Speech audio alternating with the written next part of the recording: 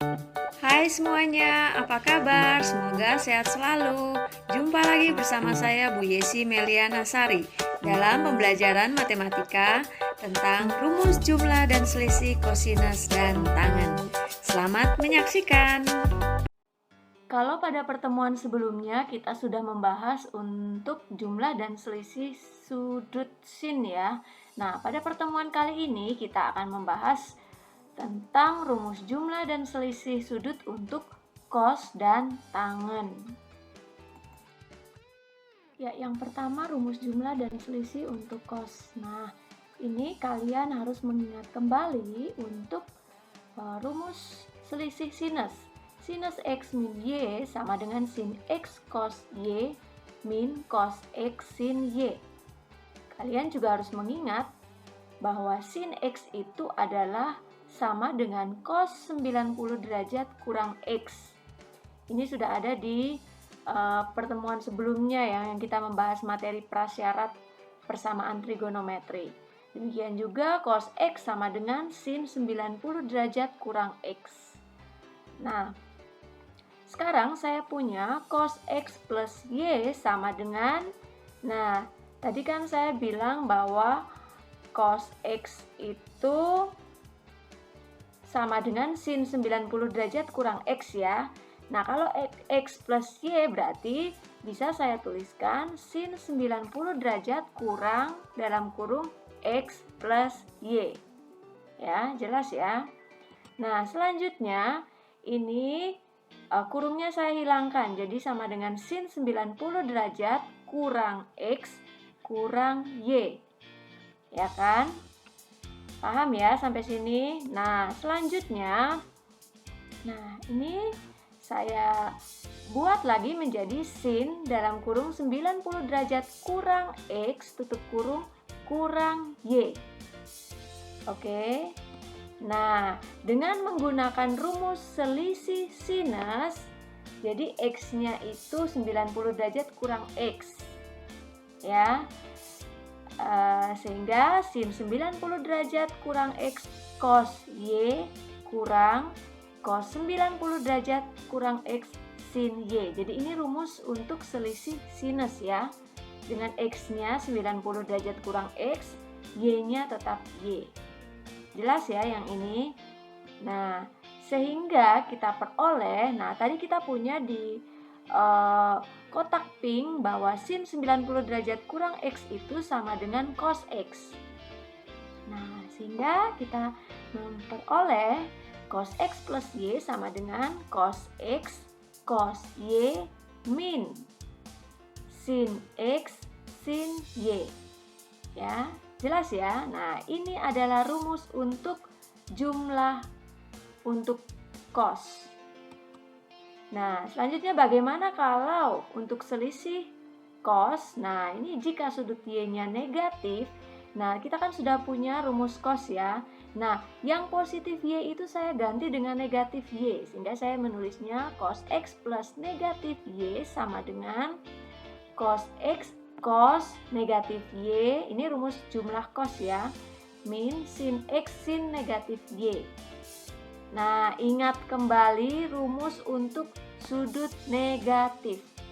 Kalau cos negatif Y itu berarti hasilnya menjadi positif cos Y.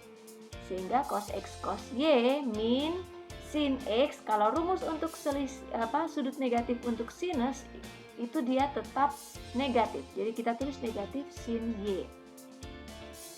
Sehingga kita peroleh bahwa cos X cos Y plus sin X sin Y.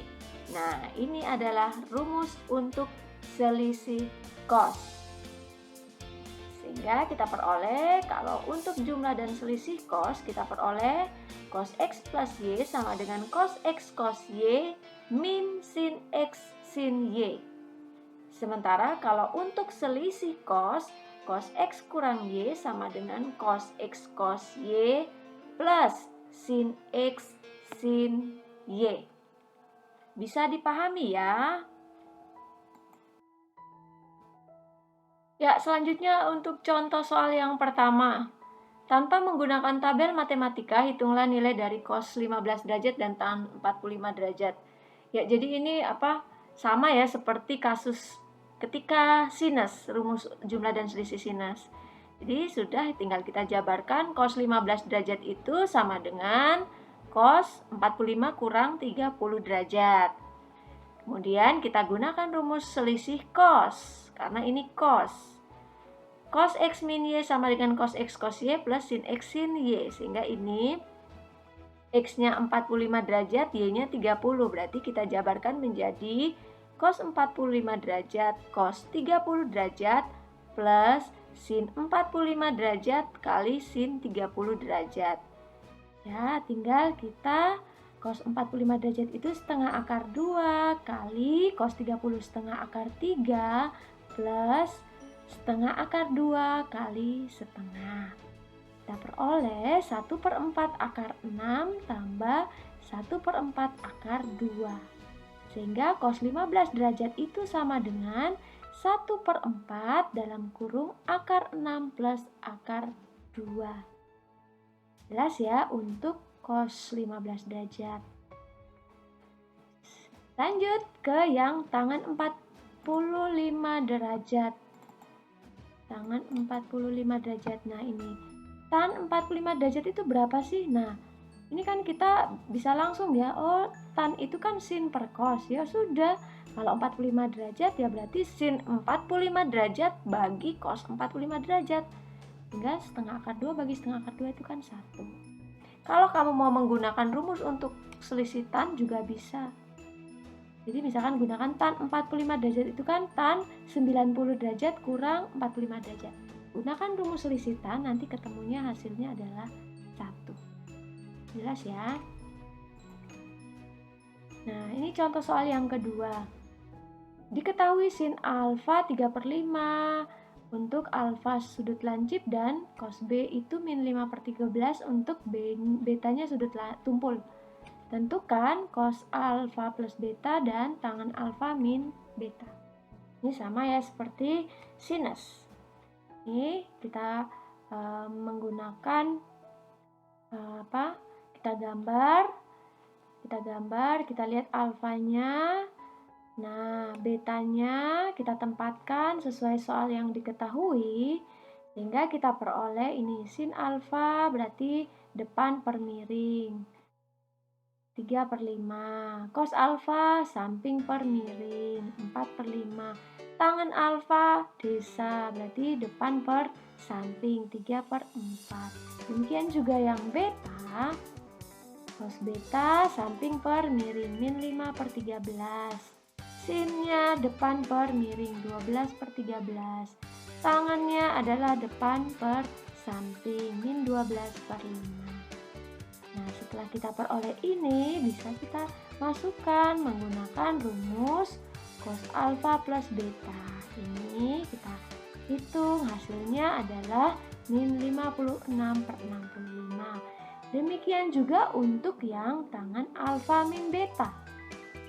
Kita masukkan rumus tangan alfa min beta, tangan alfa kurang tangan beta per 1 plus tangan alfa tangan beta. Sama dengan, nah tadi tangan alfanya berapa? 3/4 kurang tangan betanya min 12/5. Kita tuliskan per 1 plus 3/4 kali negatif 12/5. Nah, selanjutnya kita jumlahkan ya. Untuk pembilang berarti min berarti menjadi plus ya. 3/4 plus 12/5 dibagi 1. Nah, ini plus 3 kali min 12 kan min 36 ya. Jadi langsung 1 kurang 36/20. Sama dengan ini yang pembilang kita samakan penyebut dulu. Samakan penyebut dengan 20 ya. Sehingga setelah itu baru bisa kita jumlahkan. Hasilnya adalah 63/20 dibagi 4/5 ya. Tapi karena dibagi berarti kita kalikan kebalikannya. Jadi 63/20 dikali negatif 5/4. Sehingga tinggal kita kalikan, hasilnya adalah min 63 per 16. Jadi ini sudah kita sederhanakan ya, yang ini 20 dan 5 kan bisa kita sederhanakan ya, sehingga 4 bagi 4 1, jadi 63 per 16. Jelas ya untuk yang contoh soal yang kedua. Nah, sehingga ini adalah paket lengkap ya untuk rumus jumlah dan selisih. Sinus X-nya untuk selisih jumlah dan selisih sinus, jumlah dan selisih cos, jumlah dan selisih tangan. Oke, bisa dipahami ya? Nah, demikian pertemuan untuk kali ini. Jangan lupa banyak latihan soal supaya kalian dapat mengingat rumus ini. Demikian pertemuan untuk hari ini. Salam sehat semuanya. Terima kasih.